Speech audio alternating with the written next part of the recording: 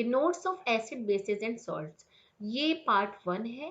और फिर second part में मैं सॉल्ट्स के बारे में, इस पार्ट में एसिड एंड बेसिस के बारे में, जितना आपके सिलेबस उसके अकॉर्डिंगली है। डिटेल में यदि आपको हर चैप्टर हर टॉपिक का आपको लेना है तो डिस्क्रिप्शन बॉक्स में मैंने प्लेलिस्ट का लिंक मैं दे दूंगी, वहाँ से आप हर टॉपिक को डिटेल में कर सकते हैं। ये नोट्स आपके हैं। तो ये इंडेक्स है, फर्स्ट में, सेकंड थर्ड में क्लासिफिकेशन, फोर्थ में इंडेक्स है, देखिए इसके अकॉर्डिंगली आप करिए। और डिटेल में प्लेलिस्ट आप देखिए, हर टॉपिक का डिटेल में है, उसको आप देखिए। जो कंपाउंड वाटर में डिजोल्व या फिर यहाँ लिखा मोल्टन स्टेट में जो आयंस को डिसोसिएट करते हैं वो आयोनाइजेबल, जो नहीं करेंगे नॉन आयोनाइजेबल। अब देखिए एसिड H+ आयन और बेसिस OH- आयन, जनरली यही कहते हैं। वैसे एसिड एक्चुअल में हाइड्रोनियम आयन प्रोड्यूस करते हैं, क्योंकि H+ आयन बहुत टाइम तक इंडिपेंडेंटली एग्जिस्ट नहीं रह सकता है, तो वाटर के मॉलिक्यूल से फिर से वो करके हाइड्रोनियम आयन बनाता है। यहाँ पर जो बेसिस वाटर में जो डिजोल्व होकर के OH- आयन प्रोड्यूस करते हैं उन्हें एल्कली कहते हैं, इसीलिए कि all alkalis are bases but all bases are not alkali. Classification of acids and bases, ये इसके नोट्स हैं। तो इनको एसिड्स और बेसिस को अलग अलग क्राइटेरिया के रूप में क्लासिफिकेशन किया गया। जैसे कि स्ट्रेंथ, स्ट्रेंथ मीन्स क्या हुआ कि जो एक्वस सोल्यूशन में एसिड और बेस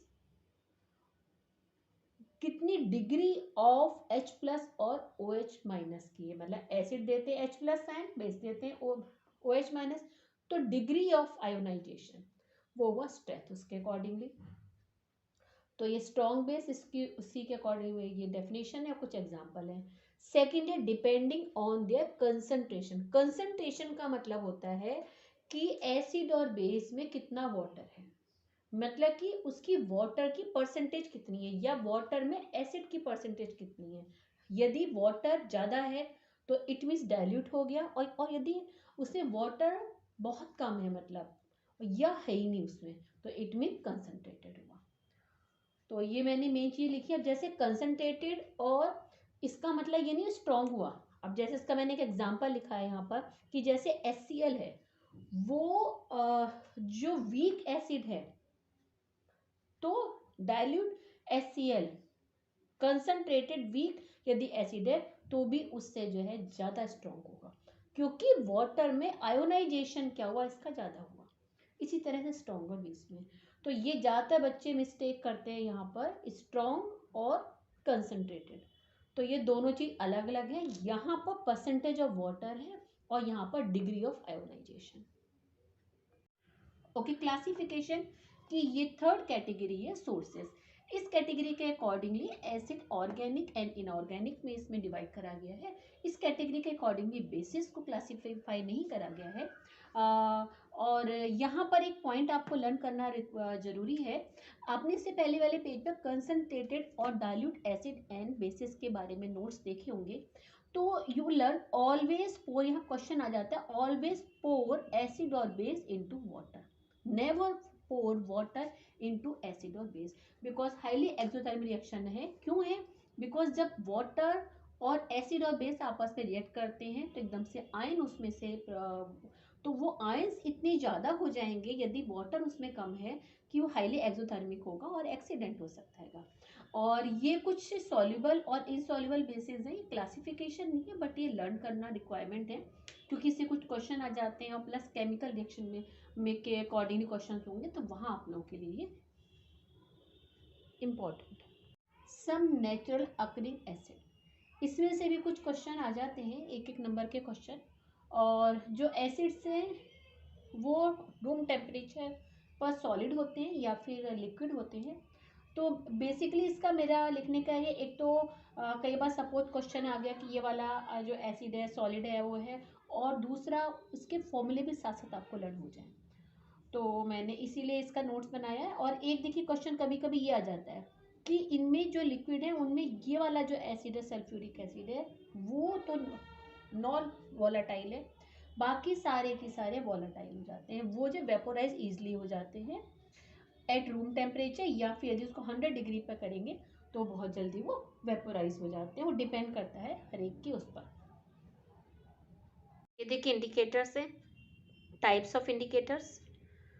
ये इधर देखिए मैंने, ये आपका पीएच स्केल और जो यूनिवर्सल इंडिकेटर, उसको मैंने दोनों को एक साथ ही लिख दिया हैगा। और जब पीएच स्केल के बारे में जो नेक्स्ट पेज पर नोट है, strength of acidic and basic solution through the pH scale और यूनिवर्सल इंडिकेटर के थ्रू हम लोग स्ट्रेंथ देखते हैं कि कोई जो सॉल्यूशन है कितना बेसिक है, कितना जो एसिडिक, कितना स्ट्रॉन्ग और कितना वीक है। देखिए थोड़ा सा यहाँ बता दूँ, जो प्योर वाटर है उसकी पीएच वैल्यू 7 होती है, बिकॉज उसमें H+ आयन और OH- आयन दोनों इक्वल होते हैं। तो जब उसमें कोई एसिड डालेंगे तो H+ आयन इंक्रीज हो गया, H+ आयन यदि इंक्रीज हो गया तो इट मीन्स वो एसिडिक हो गया। और जितनी ज़्यादा कम पीएच वैल्यू होगी उतनी ज़्यादा वो एसिडिक होता है। मतलब H+ आयन ज़्यादा, पीएच वैल्यू कम। देखिए ये इन्वर्सली प्रोपोर्शनल है। इसी तरह हम बेस डालेंगे तो OH- आयन ज़्यादा हो जाएंगे। तो ये H+ आयन की स्ट्रेंथ बताता है पीएच स्केल। और जो यूनिवर्सल इंडिकेटर बताता है कलर के अकॉर्डिंगली हम देखते हैं इस टाइप की, जो कलर होता है उस कलर के अकॉर्डिंगली क्यों कितना ज़्यादा वो है। और ये H+ आयन की बताता है।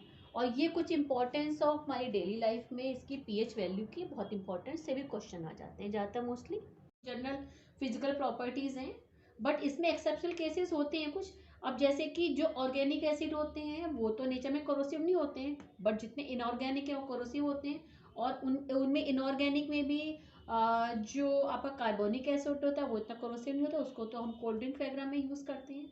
तो ये सारी आपकी जनरल प्रॉपर्टीज है। Chemical property acid and basis.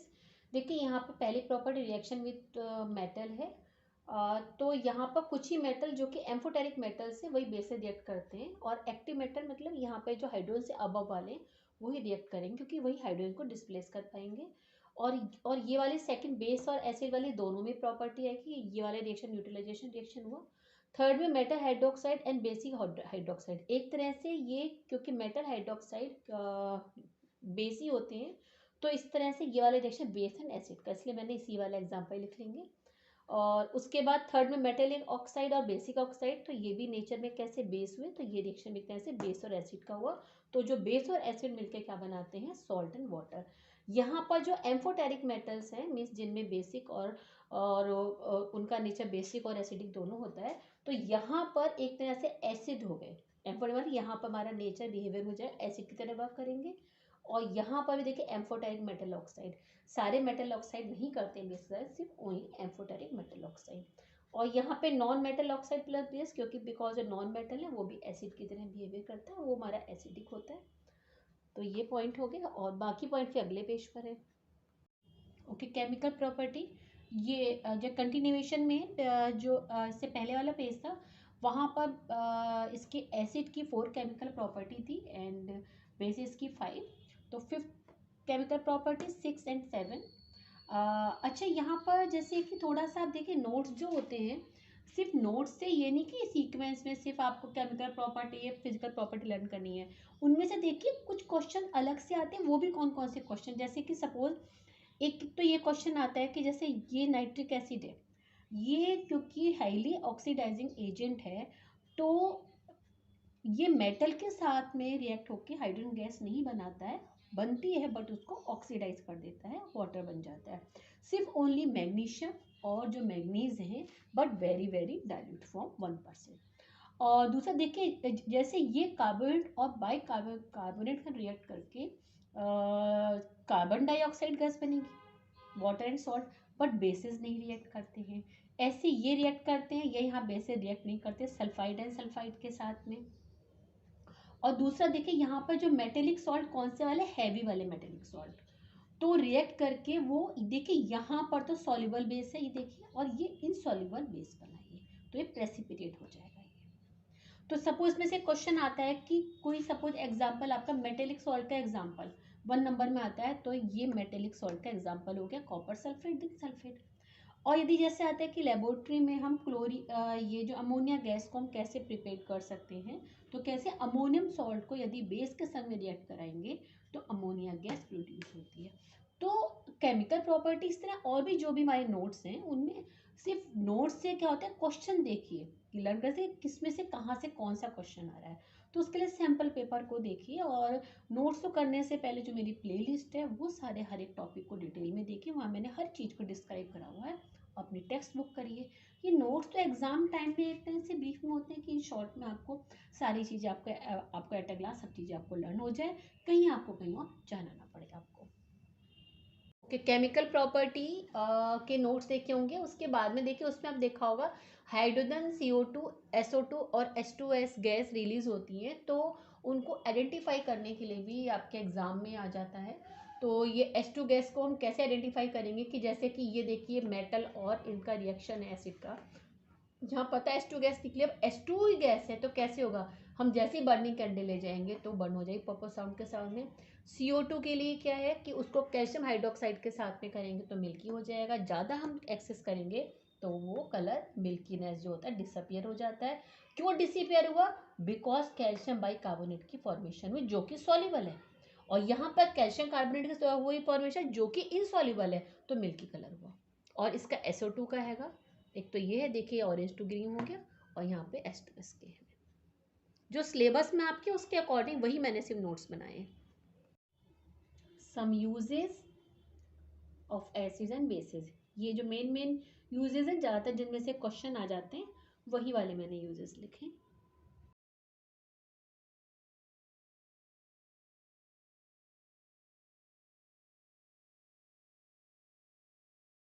First part में एसिड बेसिस के बारे में ऑल अबाउट डिटेल में था, उसके नोट्स थे।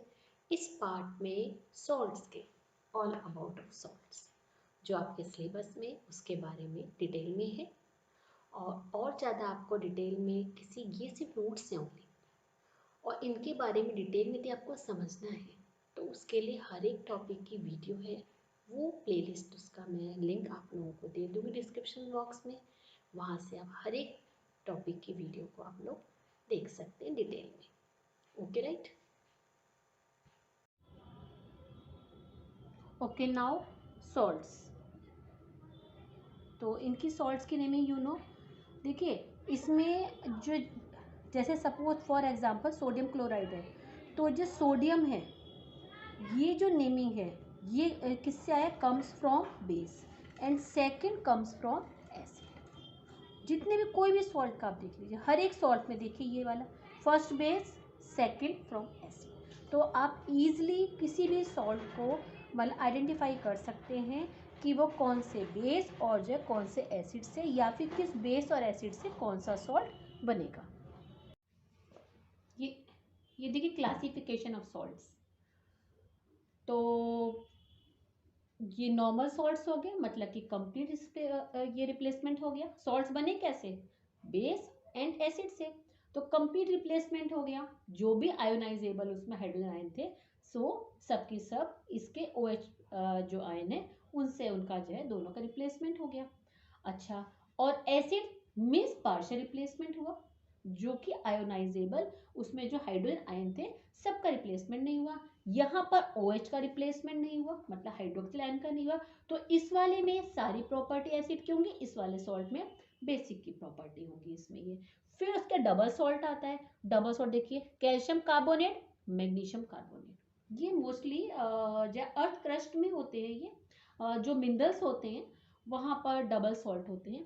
फिर उसके बाद मिक्स सॉल्ट, मिक्स सॉल्ट देखिए ये हो गया, मीन्स क्या हुआ इसमें मोर देन जो है ये बेसिक और एसिडिक रेडिकल, देखिए calcium positive negative, chlorine negative, तो यहाँ पर दो ये देखिए नेगेटिव वाले मीन्स ये, ठीक है ना, और ये वाला एक पॉजिटिव वाला हो गया, इसी तरह इसमें है। फिर उसके बाद में आते हैं ये मिक्स सॉल्ट, मिक्स सॉल्ट मतलब क्या हुई, ओके मिक्स सॉल्ट तो बता दी मैंने। फिर उसके बाद आता है कॉम्प्लेक्स सॉल्ट, कॉम्प्लेक्स सॉल्ट मतलब क्या हुआ कि जब वो डिसोसिएट होंगे तो एक तो सिंपल आयन देंगे और एक कॉम्प्लेक्स आयन, मैंने एक इसका एग्जांपल दे दिया। मोस्टली आप देखिए ना ये जो नॉर्मल है एसिडिक है बेसिक है डबल, मोस्टली ये है, बाकी इतना भी आपके उसमें नहीं है, बट ये वाला है देखिए ये वाला कैल्शियम ऑक्सीक्लोराइड, तो थोड़ा इसमें से एक आध क्वेश्चन आ जाता है, ज़्यादा इतना बट आप लोगों को आना चाहिए, मैंने इसलिए इसके नोट्स बना दिए। Okay, general property of salts, ये तो क्लियर हो गए होंगे ये। और ये मैं थोड़ा फोर्थ प्रॉपर्टी को आपको समझा दूं मैं। यहाँ पर है कि though the aqueous solution of mostly salts are neutral pH value 7 but some salts produce acidic और basic solution when dissociate in, मतलब मिस वाटर में डिजोल्व होते हैं तो वो उनका सोल्यूशन क्या होगा, बेसिक एसिडिक होगा। तो ये उस पर डिपेंड करेगा कि कैसे उसका डिसोसिएशन हुआ। तो मोस्टली क्या होता है कि जैसे कि वीक एसिड और स्ट्रॉन्ग बेस से जो सॉल्ट बना है उसका जो सोल्यूशन होगा वो क्या होगा, बेसिक होगा। यहाँ पर वीक बेस और स्ट्रॉन्ग एसिड, एसिड स्ट्रॉन्ग है तो उसका, उससे जो सॉल्ट बना है उसका सोल्यूशन क्या होगा, एसिडिक होगा। इसी तरह से स्ट्रॉन्ग एसिड स्ट्रॉन्ग बेस, तो जो सॉल्ट है वो न्यूट्रल है तो उसका सोल्यूशन क्या होगा, न्यूट्रल होगा।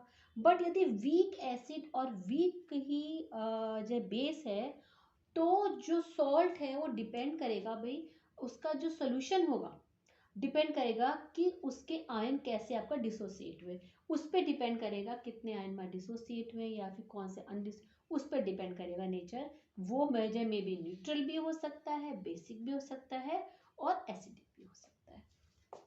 राइट, ये जनरल प्रॉपर्टीज हैं जो कि आपके सिलेबस में।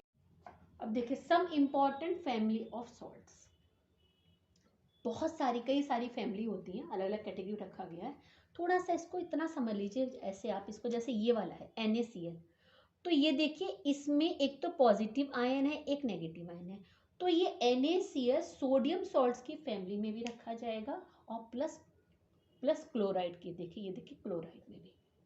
इसी तरह से इसको हम सोडियम फैमिली में भी रखेंगे प्लस कार्बोनेट की फैमिली में रखेंगे। इसको हम सोडियम की फैमिली में भी आएगा और ये सल्फेट की फैमिली में भी आएगा। ठीक है, राइट। अब देखिए, ये देखिए ये वाला देखिए, इसे इसमें पोटेशियम में भी आया प्लस ये सल्फेट की फैमिली में भी आएगा। चलिए इस वाले को देख लेते हैं, ये वाला मैग्नीशियम सॉल्ट्स में भी आएगा प्लस सल्फेट की फैमिली में भी आएगा। आई थिंक आपको मेरी बात समझ में आ गई कि सॉल्ट्स जो है पॉजिटिव एंड नेगेटिव आयंस के, मतलब कि एसिड और बेस के दोनों के रिएक्शन उनसे बनते हैं, पॉजिटिव एंड नेगेटिव। तो जो अब डिपेंड करता है उसी के अकॉर्डिंग उसकी फैमिली को हम लोग, common salt chemical name, chemical formula obtain from sea water, underground water. और ये आपका लेबोरेटरी में इस तरह से मेड होता है, सोडियम हाइड्रोक्साइड प्लस HCl। ये इसके यूजेस हैं। और जब हम concentrated solution of salt NaCl से इलेक्ट्रिसिटी पास करते हैं तो जो एनोड पर क्लोरीन और कैथोड पर हाइड्रोजन, और कौन सा एल्कली बनता है, सोडियम हाइड्रोक्साइड। इसीलिए इस प्रोसेस को हम कहते हैं क्लोरो, देखिए लिखा हुआ है क्लोरो एल्कली प्रोसेस, क्योंकि क्लोरीन गैस बनती है और उसमें सोडियम हाइड्रोक्साइड बनता है और जो सोल्यूशन है उससे ब्राइन सोल्यूशन, क्योंकि क्वेश्चंस आते हैं। और इन जो जो प्रोडक्ट बने उन सबके यूजेस भी हैं, वो जो नेक्स्ट वाले पेज पर देखेंगे आप। अभी देखिए इससे पहले वाले पेज पर आपने जो brine solution means common salt and water से जब हम इलेक्ट्रिसिटी पास करेंगे तो sodium hydroxide, chlorine and hydrogen gas बनती है और ये प्रोसेस कहलाता है क्लोरो एल्कली, एल्कलाइन प्रोसेस। तो ये जो प्रोडक्ट बने हैं इनके यूजेस आपके सिलेबस में हैं, तो ये मैंने यूजेस लिखे हैं। और एक क्लोरीन एंड हाइड्रोजन, इससे क्या बनता है HCl, तो ये भी आपके यूजेस आपके सिलेबस में, इनमें से क्वेश्चन भी आ जाता है, यूजेस आ सकते हैं 2 या 3, या फिर मैंने बताया ना लर्निंग का ध्यान रखिए कि जो यूजेस इस तरह से याद करिए, कोई भी चीज़ को कोई भी नोट से याद करिए कि उसमें से क्वेश्चन कुछ भी आ सकता है, वो भी जैसे सपोज ये आ गया कि स्विमिंग पूल को यदि हम उसमें कौन सी गैस यूज़, क्या यूज़ करते हैं, कौन सा वाला, क्लोरीन गैस आ गई। इस तरह से भी क्वेश्चन इसी में से यूजेस में देखिए, क्वेश्चन देखिए बहुत सारे क्वेश्चन हैं। ये देखिए वॉशिंग सोडा, ये इसका प्रोडक्शन देखिए 3 स्टेप में होता है।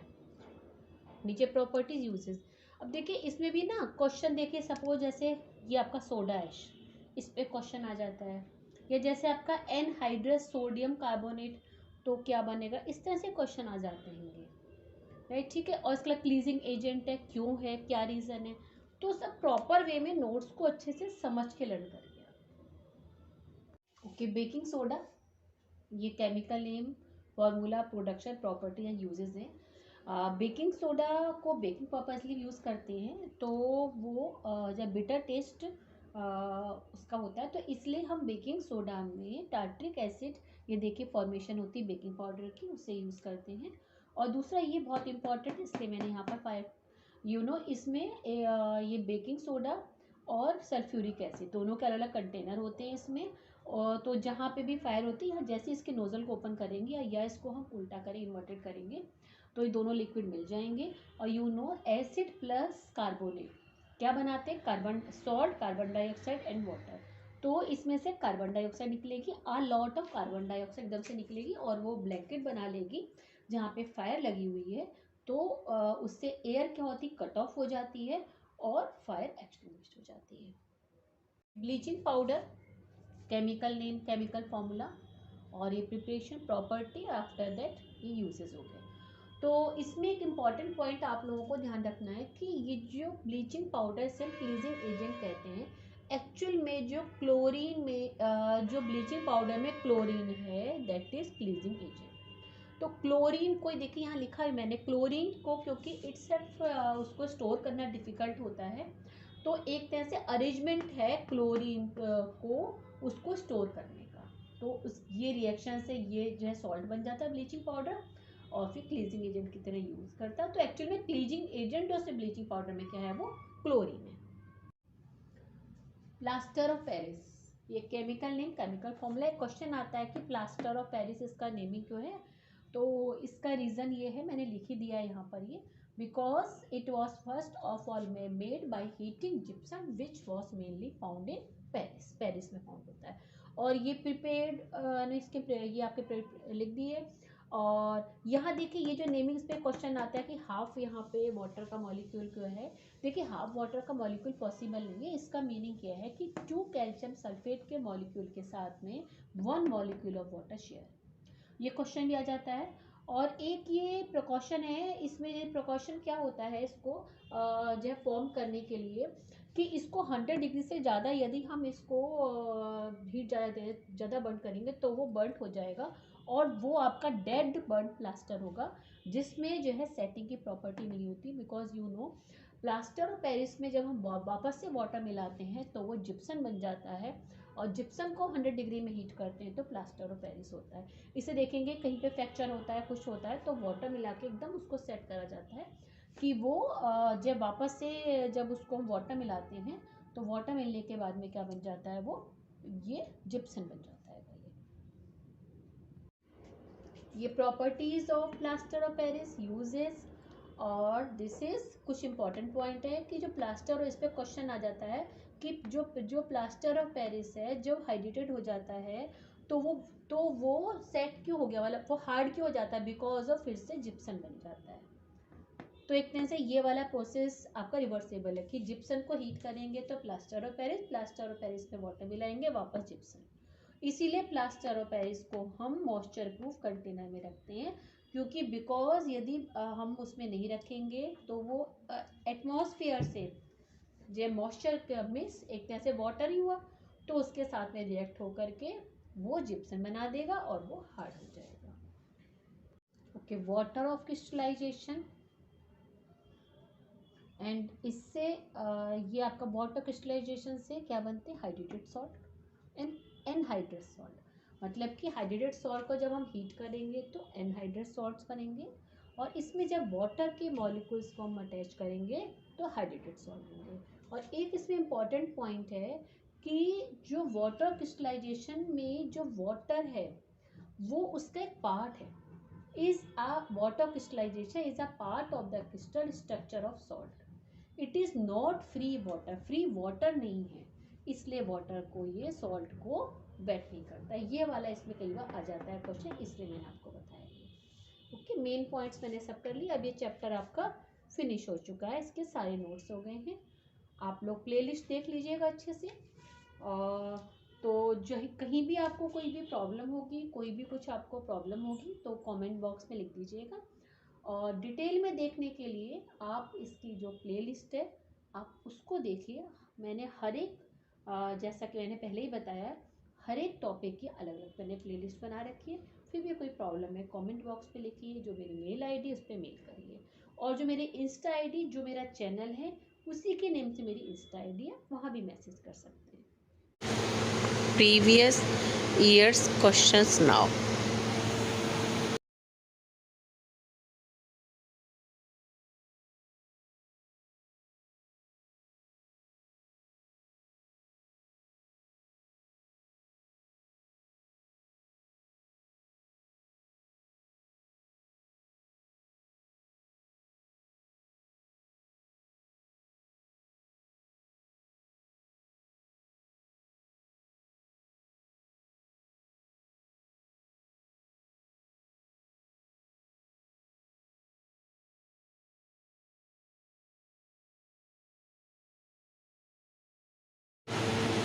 Okay, then bye bye.